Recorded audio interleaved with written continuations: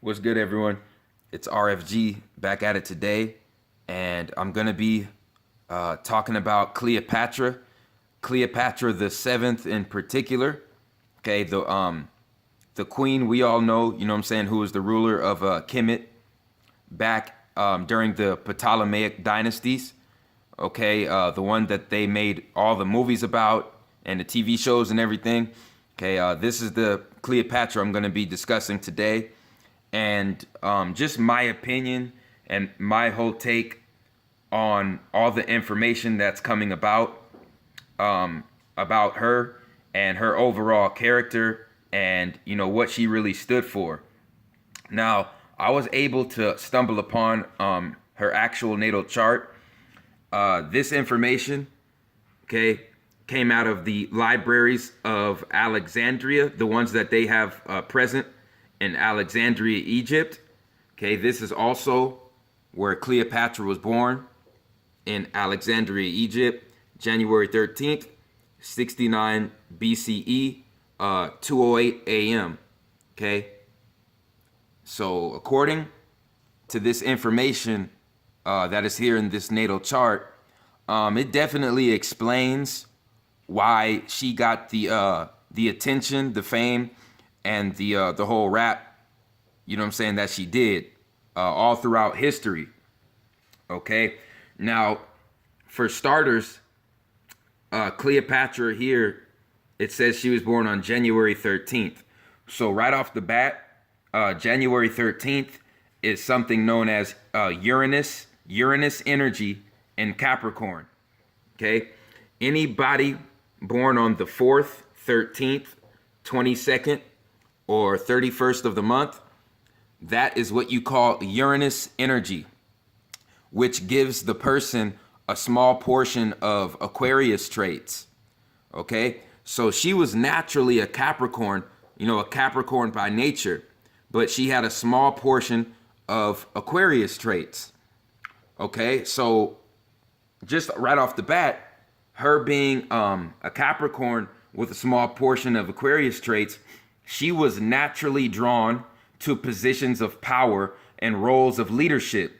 She was a naturally mature woman, okay, who was about business, structure, organization, and was very disciplined by nature, and was very, very goal oriented, and spent a lot of her time, trying to achieve her goals, which had to do with her, climbing into powerful positions, into roles of power and leadership, okay, in the government.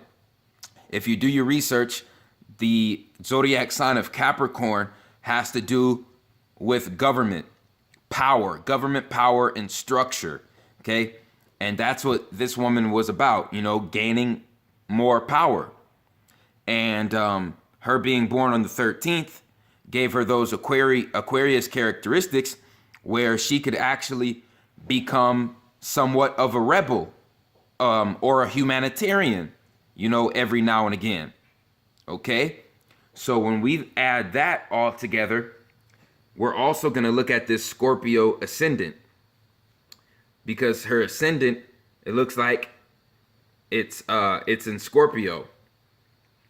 Okay? So if Cleopatra had a Scorpio ascendant, this means that she came off as very assertive,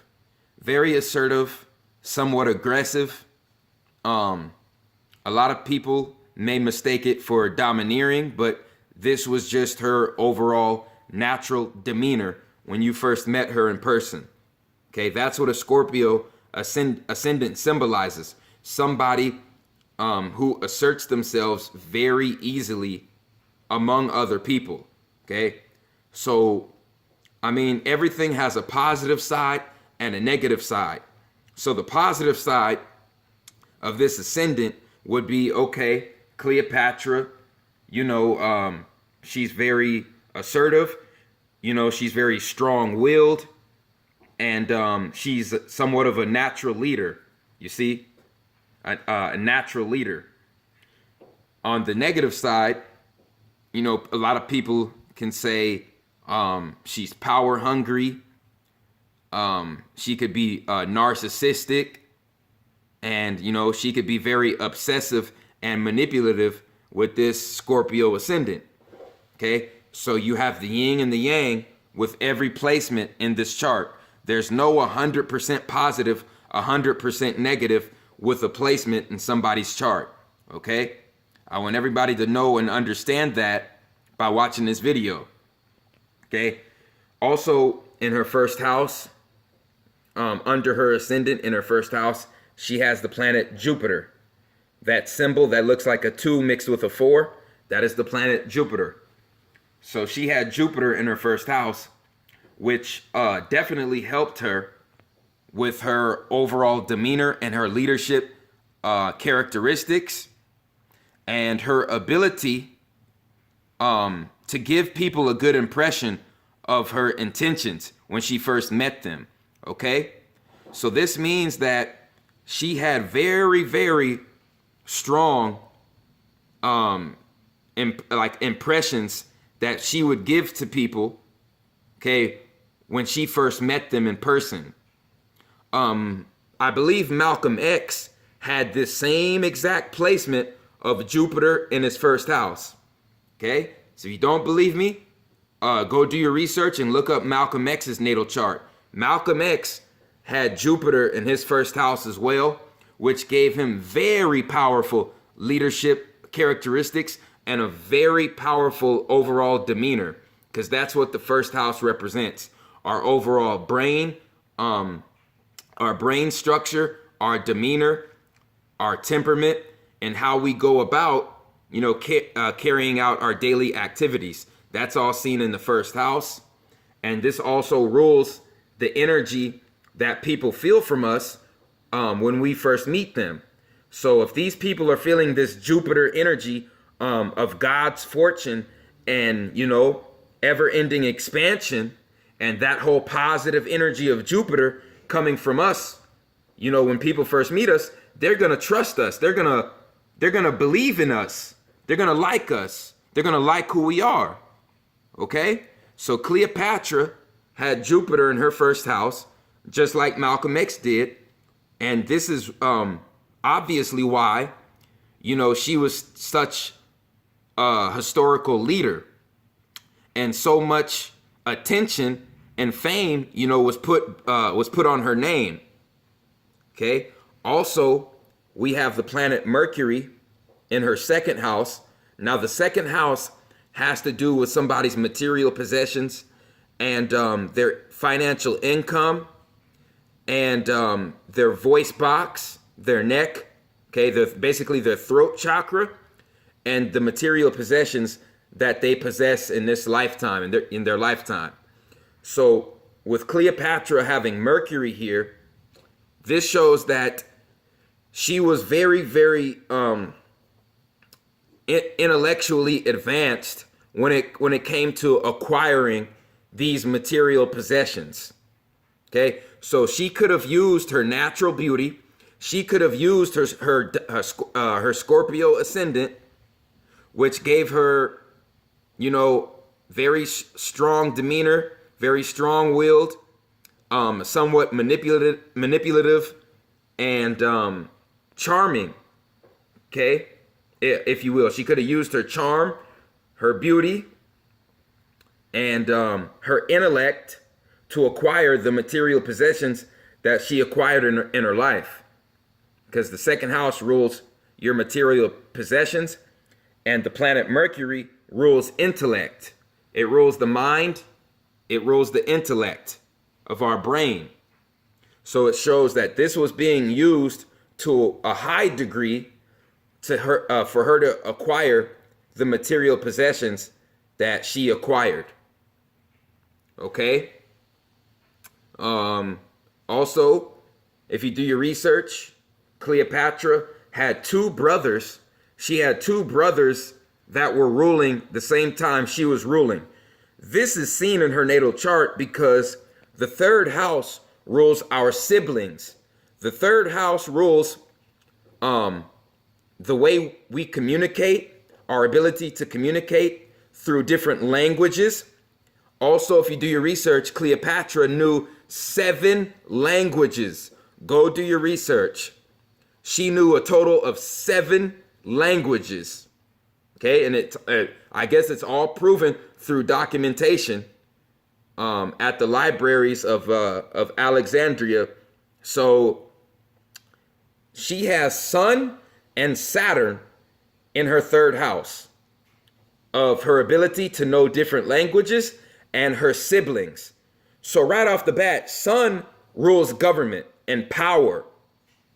Sun rules power and government figures just like Saturn does. Saturn rules structure, government, discipline, order, certain restrictions. And so when you look at the Sun and Saturn, these are 2 power planets. Okay? When you want to talk about power planets, we're going to look at Pluto, which is the symbol with the head, with the Venus bottom and the 2 wings. Okay, that is Pluto. And right here we have Saturn and the Sun. And right here we have Jupiter. So if you want to talk about 4 power planets, you're going to be talking about the Sun, you're going to be talking about Saturn, you're going to be talking about Pluto, and you're going to be talking about Jupiter. Jupiter, Pluto, Sun, and Saturn are the 4 power planets. So she had 2 power planets in her 3rd house that basically ruled over the energy surrounding her siblings and her ability to communicate through different languages. That is seen in the 3rd house. She had Sun and Saturn there, which shows her siblings had very, very great power in the government. Her siblings held very great power because they were ruling on the throne with her for a certain amount of time. Okay, this is shown by Saturn and Sun in her 3rd house.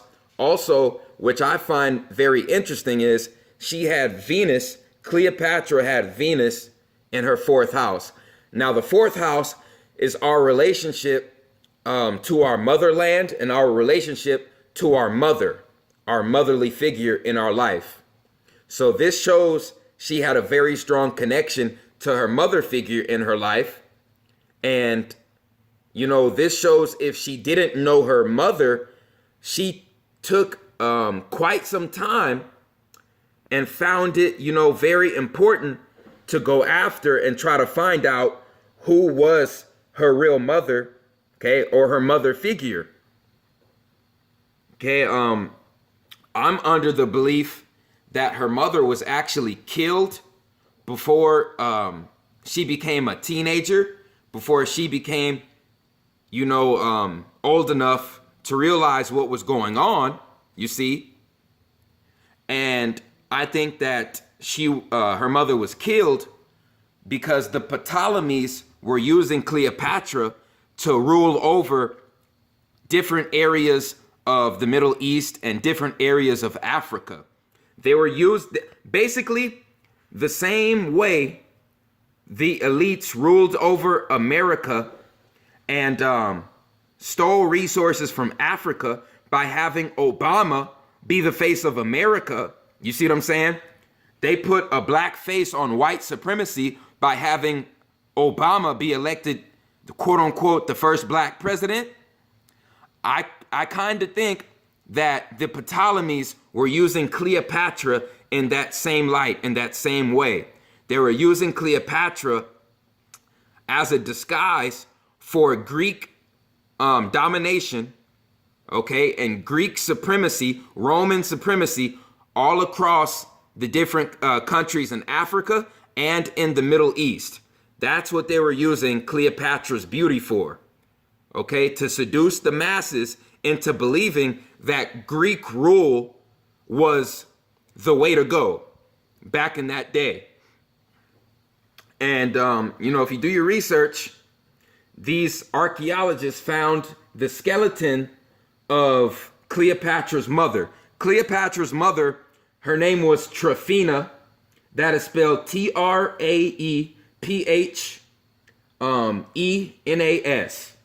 Tryphena. Yeah, that Tryphena, but it's really Tryphena. And when they pulled up her tomb, they pulled it up in the country of Turkey. Okay, the city was called Ephesus. Go look up Tryphena's tomb in Ephesus, Turkey. Ephesus, Turkey.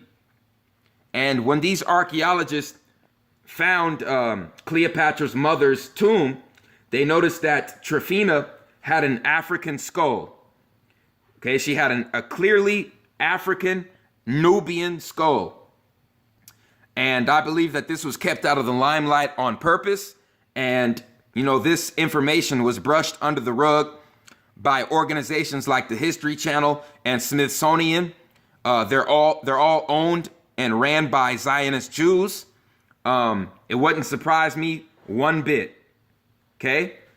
Because, it's very obvious that Cleopatra was what we would call a mulatto in this day and age. Her father was the Greek Ptolemy, and her mother was the Nubian queen known as Tryphena. Okay? Also, right here in the 7th house, this is really, really mind-boggling because she has Pluto and Uranus here. 7th house rules our serious relationships and our love life. What energy is going to be around our relationship partners in our life. So right here, Cleopatra had Pluto and Uranus here. Pluto symbolizes death and rebirth. Uranus, the planet below it, symbolizes unexpected disruptions, rebelliousness, okay, and somewhat of revolt. Okay, it rules revolts and unexpected changes, unexpected disruptions. Pluto symbolizes the underworld, things that are hidden, things that are unseen, mysteries. It could also symbolizes, death, murder and death and rebirth. That is what Pluto represents. And it is in her 7th house. Okay?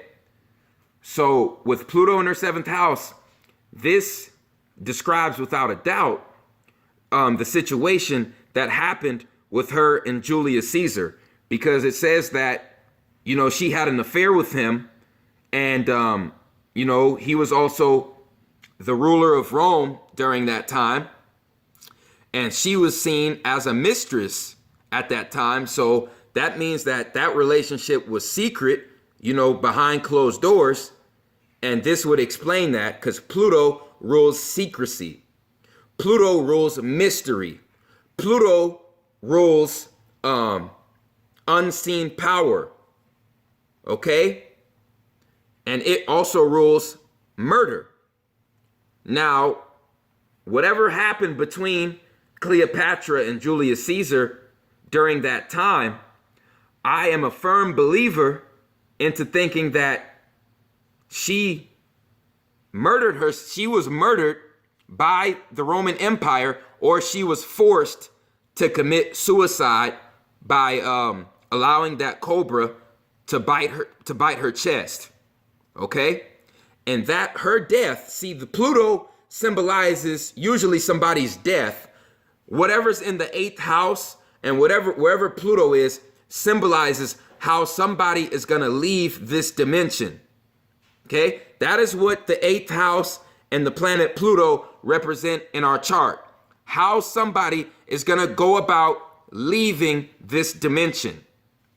Okay? And the stem of that from her chart is coming from her lovers. Her lovers in her 7th and 8th house. Because, the 8th house rules sex, but just for sex sake. Just sex for sex purposes. 7th house rules love, sex with feelings and emotions. Okay? So she has Pluto here. That is the ruler of the 8th house. And she has Uranus here, which is unexpected disruptions, chaotic events, and unexpected changes. Neptune is the planet of deceivers and manipulators behind the scenes. Okay, when we look at it on the negative aspect, on the positive aspect of Neptune in her 8th house, this gave her great intuition, powerful spiritual intuition, okay, which connected her to her ancestors in the 4th and the 5th dimensions, okay, because that is a water planet in a water house. The 8th house is a water house. Neptune is a water planet. So Neptune is almost home in the 8th house. So this, like I said, this placement with Neptune in her 8th house gave her powerful and strong intuition. Very hard to cheat and very hard to lie to Cleopatra with her Scorpio ascendant, with Jupiter in her 1st house, and with Neptune in her 8th house. Okay? Very hard to deceive and to lie to this individual we know as Cleopatra. Also, she has Moon in her 9th house of her Sagittarius characteristics. So this shows, by Moon being here, Moon represents our mother figure. Moon represents our mother figure, which shows her mother figure was a traveler. Cleopatra's mother figure was a traveler. Okay, and this is very obvious because her mother Tryphena was from Nubia, but she was seen having a civilization all the way in Turkey. Okay, Cleopatra's mother was a traveler all throughout countries in Africa, all throughout the Middle East, and all throughout Europe. Okay, there was a lot of black queens, melanated queens, traveling throughout Europe. The name Europe comes from Europa, who was an Ethiopian queen. Okay, so ladies and gentlemen, the mainstream and archaeologists who are biased, they cannot cover up this information. Even if they tried, they can't cover it up. Okay, right here it shows in Cleopatra's natal chart that her mother was a great traveler, did a lot of traveling in her life. That is what Moon in the 9th house represents. That means her mother figure held Sagittarian energy by having Moon in Cleopatra's 9th house. Okay? Also, with Venus in Cleopatra's 4th house, 4th house rules the mother figure. This means that Cleopatra's mother Tryphena could have also been a Taurus or a Libra, could have held great physical beauty, okay, because that is what Venus rules, and that is in the house of Cleopatra's, motherly figure, the energy surrounding her mother. When you want to see the energy surrounding somebody's mother and you look in their natal chart, you look at what planets are in their 4th house, and you look at where the moon is located in somebody's house, and you will see the energy surrounding someone's mother figure by looking at their chart. Okay? Also here, we have the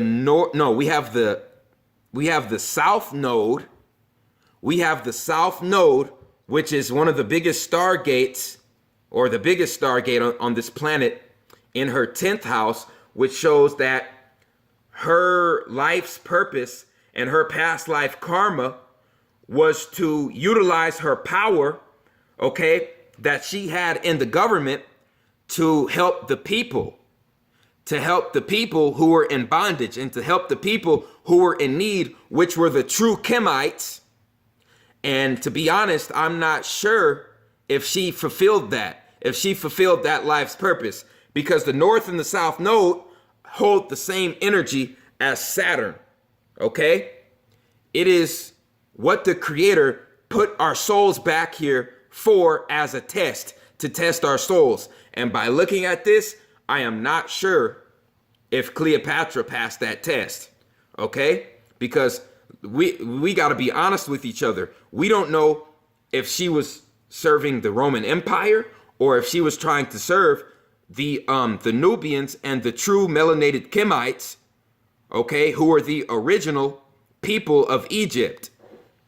Okay, we do not know Cleopatra's true intentions, what her true intentions were, because none of us knew her on a personal level, ladies and gentlemen. Okay, so right here we have Mars, the planet Mars, in her 11th house, which shows a lot of people in her friend circle were part of the Egyptian military or part of the Greek and Roman military, because Mars rules masculine activities and warfare and conflict. And the 11th house rules our friend circle, our friends network circle. Okay, so this shows a lot of people in her close-knit friend circle had Mars energy. They could have been Aries people. They could have been born on the 9th. They could have been born on the 18th. They could have been born on the 27th of the month. Or they could have been Aries. Or they could have been involved in the military or sports, masculine sports. These people were around Cleopatra on the daily, ladies and gentlemen. Okay? So that really about that about sums up Cleopatra's natal chart. I was shocked and amazed that they still had this information available all the way over there in Alexandria, okay, in those records. Otherwise, you know what I'm saying, this wouldn't even be possible to see, you know, her real natal chart. You see what I'm saying? By them having these exact records of her birth, time, and location, that's the only reason that we even got this information of how the planets and stars were aligned around the earth at the moment of her birth. Okay? Very, very astonishing information. Those particular archaeologists, when they did the work on her tomb and the tomb of her mother, Tryphena, okay, they put together CGI graphics to go together with the bone structure of her skeleton that was found in that tomb. And this was the best that they could do to add flesh and skin color, to add flesh, bone structure, and skin color, skin tone to her appearance. And this is the best that they did. I'm going to get the name, the particular name of those archaeologists, okay, and post that on my Facebook when I get a chance.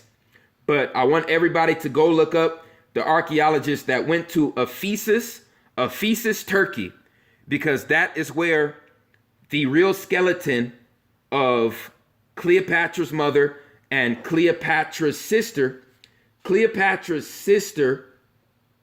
her name was Arsinoe, Arsinoe,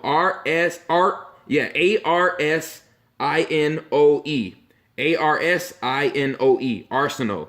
That was Cleopatra's sister, and Tryphena was Cleopatra's mother. Both of those skeletons were found in the tombs in Ephesus, Turkey. I want everybody to get the true and real information that has been hidden from us, okay, for thousands of years, okay? This is why I do this, people. This is why I do this, okay? I come here with new and fresh information every day, and I try to make sure that, you know, the people watching my videos, that they learn something new with every video I put out. And you know what I'm saying? With the creator and the ancestors willing, it's gonna continue. It is going to continue. I promise you. Every single one of my videos, you are going to learn something new, fresh and new. Okay? I promise you. It's like I said, the creator put me on this mission for a reason. You know, I was destined to wake up and to reach this journey of enlightenment for a reason. And every day, I have information and ideas pop into my head, You know what I'm saying? From the ancestors, from the creator, from whoever. And I think it has to be all by divine intervention and divine order all the way. Okay? No ifs, ands, or buts about it. I appreciate everybody who supports RFG movement and Atlantean movement. Like, subscribe, leave a comment. It's the Chosen One.